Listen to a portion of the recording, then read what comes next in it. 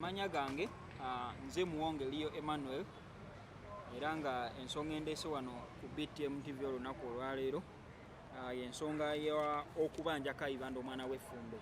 Kayibanda omwana w'effumbe yanoonya omwaka oguwedde mu November awo nga ayagala mukolere paperwork wa mobilization ya President Museveni n'okusensitizinga abantu.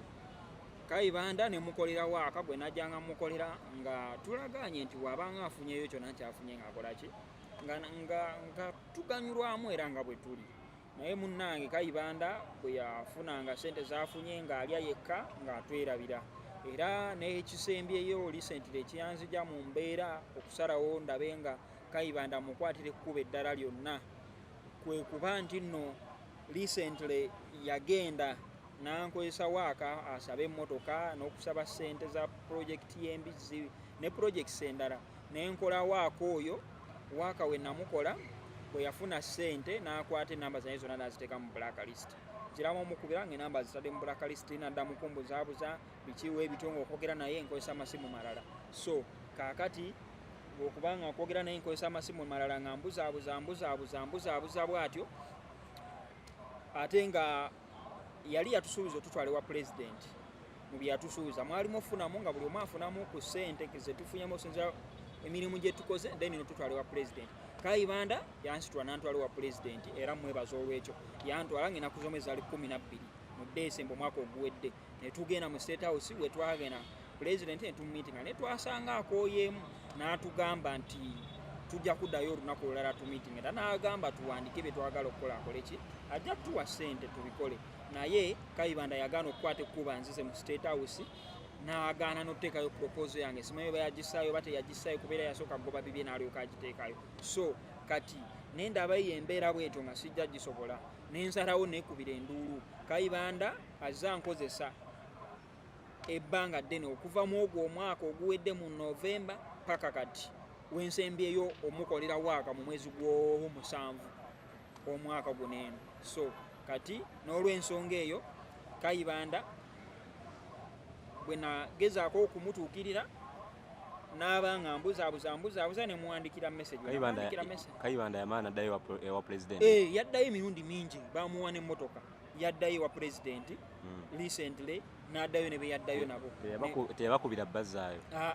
Teyatutwala yagenda n'abantu balala yatwala Suna Beni n'atwala gayi wa Mukama n'ayamba ndoza ayinanyi wa kampani ya Mukama n'ayamba omwami alawo abantu abalala be yatwala. Era ko olwo lwennyini lwe bagenda nakola waaka ne mumpulintingira ali ku Salama Road waliwo ekizimba wakirandagire house ne mpulintingirawo waaka bwe namala opulintinga waaka ne muwa Kayibanda ne batula mu mmotoka ya Suna Beni ne bagamba n'aŋŋamba tugenze sigala ng'osaba essaala bw'atyo bwe yaŋŋamba n'akwata ekkubo n'akola ki ne bagenda. Teyanzizaayo teyafunirayo ssente.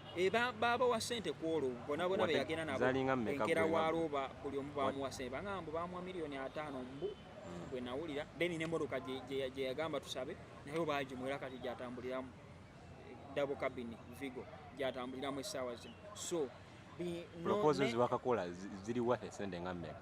Proposals naakakola mpitirivu waliwo eziri $3 million, $2 million, emmeka naye nze waaka yange yenna gwe namukolera ali worth ssente mmeka? Ali worth $29,000 mu emitwalo 10. Era nze njagala Kayibanda nsasule bw'abanga yagaana okunzisaayo mu State House nga yankuba ekikono ng'ate president yagamba tuddeyo atuzzeeyo n'agaana okunzizaayo then n'ekyokubiri proposal yange n'asalawo agyebakire yamala kuyisaamu bibye. Kati ebyo babiyitamu oba tebiyitamu Katonda yamanyiwe mba wafuna mukisa guddayo wa president nja gufuna Katonda ajja kunnyamba.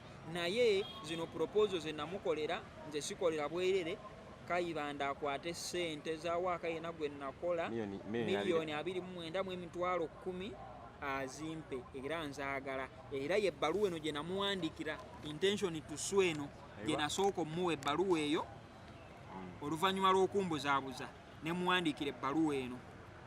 Bwe muwandikira ebbaluwa eno ne nkopingamu His Excellency the President ne nkopingamu PPS ne nkopingamu ne Madam Lucy Nakyobe ebbaluwa eno nga ebanja era emabega wano we wali ssente zino z'emmanja ziriwa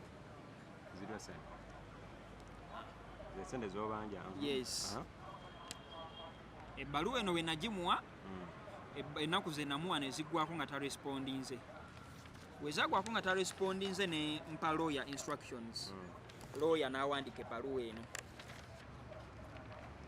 eno lawyer bwe ebbaluwa eyo ng'emuli mindinga okunsasula ng'emuli mindinga.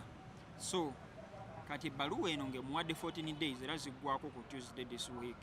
So olw'enkya ziggwako enkya 14 days ezo.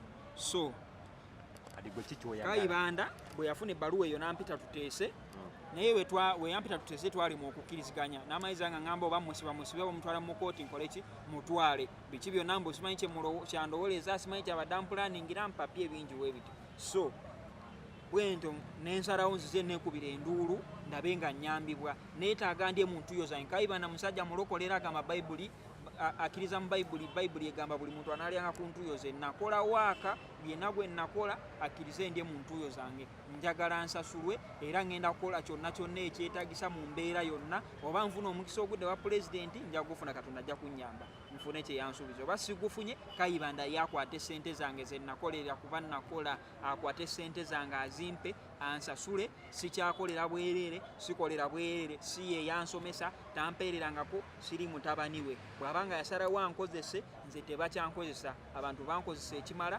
kati sikyakkiriza ebyo bya kisiru era ndi mwetegefu okukwata buli kkubo lyonna erigenda okusobozesa Kayibanda okunsasula. Kayibanda alina okumpa ssente zange ze nakolera.